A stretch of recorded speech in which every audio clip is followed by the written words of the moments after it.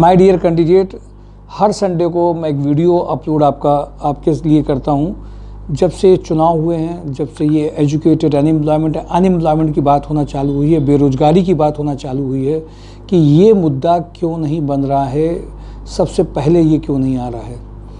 अभी कम से कम जिन लोगों के पेपर लीक हो रहे हैं उनकी बात तो खूब हो रही है। उनकी बात आज हुई है। नीट में 23 से 25 लाख बच्चे जो देते एग्ज़ाम्स हैं, उनको लेकर के जो दुविधा आई थी उसके लिए तो खूब डिस्कशन हो रहा है। ऐसे ही हमारे लिए शिक्षित बेरोज़गारी भी एक मुद्दा बनना चाहिए। जब तक ये नहीं बनेगा माय डियर कैंडिडेट, तब तक वो चीज़ें नहीं आएंगी जिसके लिए ये हम लोगों ने आपके साथ संडे को एक सीरीज़ चलाई थी, उसके डिस्कशन के लिए कि ये मुद्दा बने, ये आए। कल मैं ऐसे ही जब इंडिया का मैच हो रहा था तो उसके पहले एक न्यूज़ चैनल लग गया। मैंने देखा सीधा सवाल करके वो जब पूछती हैं मैडम, तो उसमें मुद्दा जो था वो था बेरोज़गारी का मुद्दा। तो उसमें जो उन्होंने फैक्ट रखे, पूरा नहीं देख पाया मैं, बट जब उन्होंने फैक्ट रखे, बहुत सारी चीज़ें देखी, तो एक ये भी बात समझ में आई कि बहुत में अथॉरिटीज़ अपने आप को प्रेजेंट ऐसे करती हैं कि सब कुछ ठीक है, सब कुछ अच्छा है, सब कुछ बहुत अच्छा किया जा रहा है, और जो बेरोज़गारी की दर निकालते हैं कभी कभी उसके पैरामीटर और दूसरे पैरामीटर जब क्रॉस चेक होते हैं तो उसमें भी बहुत अंतर होता है। सेकंड, बहुत सारी इंडस्ट्रीज़ जो छोटी एमएसएमई इंडस्ट्रीज़ हैं उनके ऊपर बहुत सारा इफ़ेक्ट पड़ा।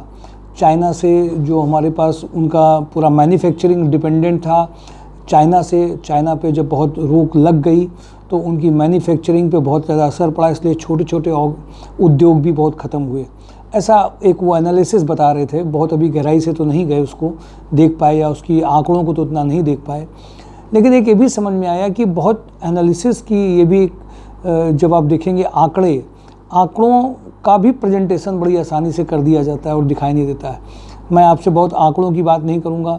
हमारे पास में जो लोग जॉब के लिए आते हैं, जो लोग विज़िट करते हैं, जो मिलते हैं, उनका ही दर्द सामने सब दिखता है। बात बस एक है कि कुछ लोग ऐसे हैं जो मोटी मोटी बात करते हैं, कुछ ऐसे हैं जो रोज़ हम सब कैटेगरी के लोगों से मिलते हैं। एक बहुत बीटेक एमटेक वाले बंदे के साथ भी हैं, एक्सपीरियंस कैंडिडेट के साथ भी हैं।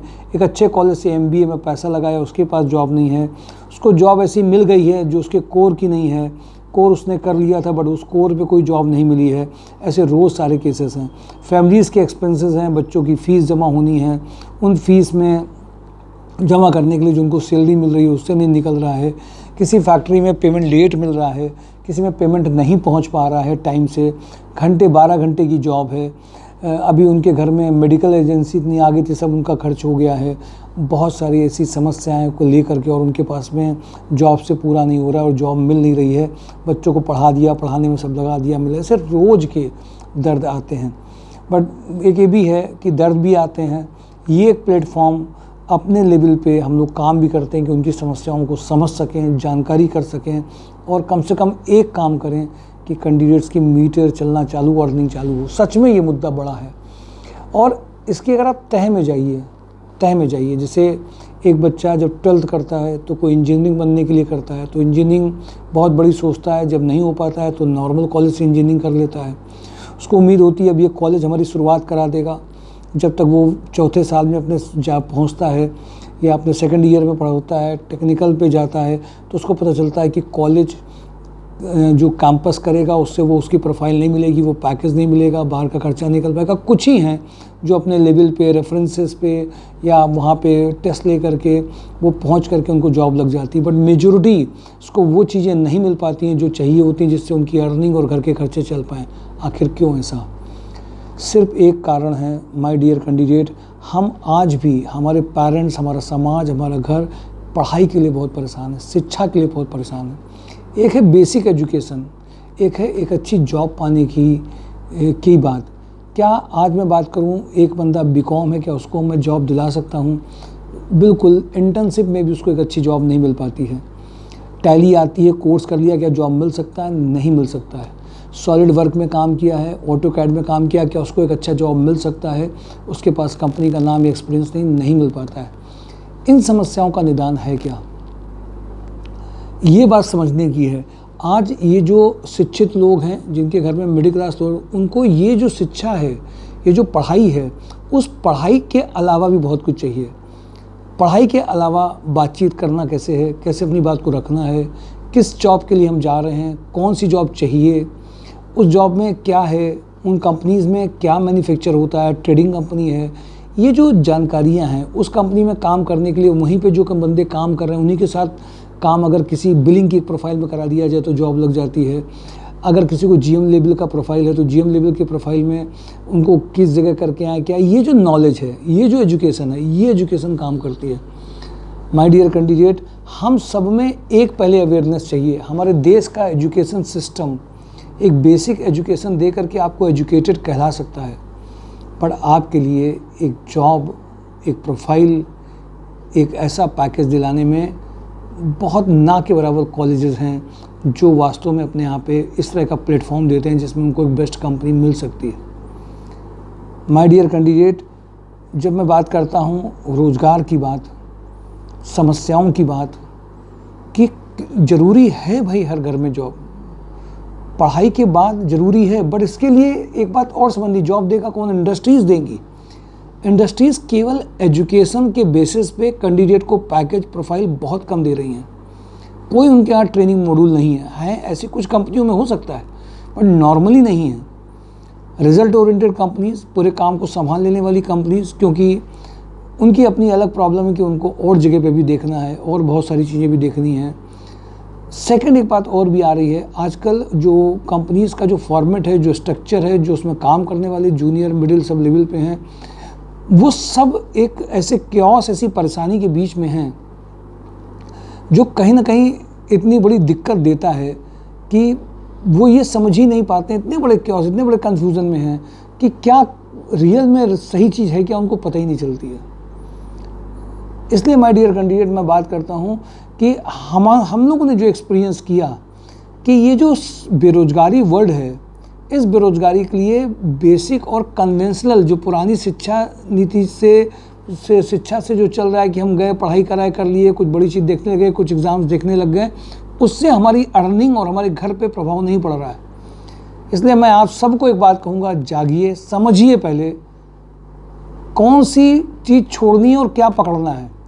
मैंने भी देखा एक घर के में एक फादर की डेथ हो गई, घर में अर्निंग का सूत्र ख़त्म हो गया, मदर डिस्टर्ब, परिवार में और लोग। लड़के ने 12th पढ़ाई करी थी, उसने सोचा कि नहीं अब तो नहीं चल पाएगा, उसने सारा करियर के किनारे किया, नॉर्मल सुपरवाइज़र की जॉब से चालू किया। 5 साल के बाद में वो भी 50-60 की जॉब में है।